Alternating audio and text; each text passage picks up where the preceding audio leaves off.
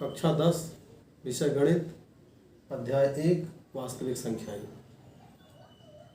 आज हम इस वीडियो में अंकगणित की आधारभूत प्रमेय का अध्ययन करेंगे। अंकगणित की आधारभूत प्रमेय है प्रत्येक भाज्य संख्या को अभाज्य संख्याओं के गुणनखंडों के गुणनफल के रूप में लिखा जा सकता है। कोई भी भाज्य संख्या है जिसके गुणनखंड बन सकते हैं, उन भाज्य संख्याओं को अभाज्य संख्याओं के गुणनखंडों के गुणनफल के रूप में हम लिख सकते हैं। यहाँ पर अभाज्य गुणनखंड है, अभाज्य गुणनखंडों के क्रम का कोई प्रभाव नहीं रहता, उसका कोई महत्व नहीं रहता कि कौन गुणनखंड किस क्रम में आ रहा है।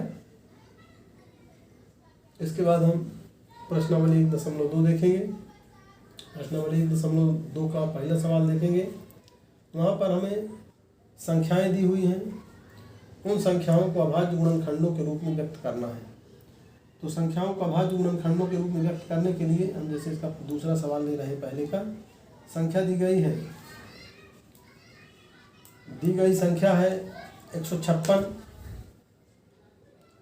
तो 156 के गुणनखंड करेंगे, 2 से काटेंगे, 2 सत्ते 14, 1 बचा, 6 उतरा, 18 हुआ, 2 नाम 18, फिर 39 हो गए, 39 3 से कटेगा, 3 एकम 3 और 3 त्रिका 9, 13 है, 13 से कटेगा। तो इसलिए 156 के अभाज्य गुणनखंड हुए 2 गुणे 2 गुणे 3 गुणे 13, 2 गुणे 2 गुणे 3 गुणे 13, 2 बार है तो 2 की घात 2 लिख सकते हैं, तो 2 की घात 2 गुणे 3 गुणे 13। इसी का हम चौथा देख रहे हैं। दी गई संख्या 5005 है, 5005 को काटेंगे, 5005 को 5 से काटेंगे, 5 एकम 5, 0 0 0, 5 एकम 5, फिर ये 7 से कटेगा, 7 एकम 7, 10 में 7 गया 3, 0 उतरा 30 हुआ, तो 7 चौक 28, 28 में 30 में 28 गया 2 के बगल में 1 उतरेगा 21, तो 7 त्रिक 21। अब ये 143 आया, 143 11 से कटेगा, 11 एकम 11, 3 33, 11 3 33, 13 एकम 13। तो इसलिए ये 5005 बराबर 5 गुणे 7 गुणे 11 गुणे 13, ये इसके अभाज्य गुणनखंड हुए। इसके बाद इसका दूसरा सवाल देखेंगे। दूसरे सवाल में हमें HCF और LCM ज्ञात करना है और सत्यापित करना है कि HCF गुणे LCM बराबर 2 संख्याओं का गुणनफल। तो यहाँ हम दूसरे का दूसरा देख रहे हैं। यहाँ पर 2 संख्याएं दी हुई हैं, 510 और 92। 510 के गुणनखंड किए, 2 दूनी 4, 2 पंचे 10, 2 पंचे 10, फिर 3 से कटेगा, 3 अट्ठे 24, 1 15, 3 पचे 15, 5 एकम 5, 5 सत्ते 35, 17 एकम 17। इस प्रकार से 510 के गुणनखंड आए 2 गुणे 3 गुणे 5 गुणे 17। इसी प्रकार से 92 के गुणनखंड करेंगे। 92 को 2 से काटेंगे, 2 चौको 8, 2 छक्का 12, 2 दूनी 4, 2 तेईस 6, 23 एकम 23, फिर 92 2 गुणे 2 गुणे 23 हुआ। अब हम सबसे पहले इसका HCF निकालेंगे। इसका HCF यानी कि महत्तम समापवर्तक इन दोनों संख्याओं के गुणनखंडों में जो उभयनिष्ठ गुणनखंड होंगे, इन दोनों संख्याओं के गुणनखंडों में जो उभयनिष्ठ गुणनखंड होंगे, उन गुणनखंडों का गुणनफल HCF होगा। तो यहाँ इन दोनों संख्याओं के गुणनखंडों में उभयनिष्ठ गुणनखंड केवल 2 है, तो इसलिए HCF 2 आया। इसी प्रकार से LCM में हमें कोई गुणनखंड नहीं छोड़ना है, जो गुणनखंड दोनों में आया है उसको एक बार लिखना है और बाकी जो अलग अलग आए हैं उनको सबको लिख देना है। जैसे LCM इसका देखेंगे तो ये 2 दोनों में है, 510 और 92 दोनों में है, तो ये 2 ले लिया। लेकिन ये वाला 2 इसी भर में है, उसका भी गुणा कर दिया। ये 3 इसी भर में है, इसका भी गुणा कर दिया।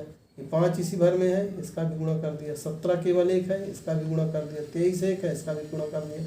उन्हें सब गुणनखंडों का गुणा कर दिया और जो गुणनखंड दोनों में है, उभयनिष्ठ है, उन गुणनखंडों में से 2 में से 1 को लेते हैं। उन दोनों उभयनिष्ठ गुणनखंडों में से 2 में से 1 को लेते हैं। बाकी जो अलग अलग गुणनखंड है उन सब का गुणा इसमें कर देते हैं।